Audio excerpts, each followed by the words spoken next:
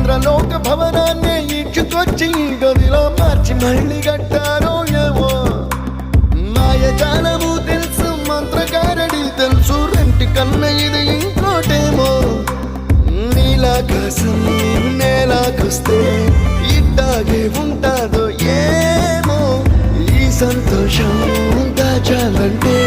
హృదయాలు ఓ వంద కావాలేమో ఇంతందంగా ఉంటుందా ఈ లోకం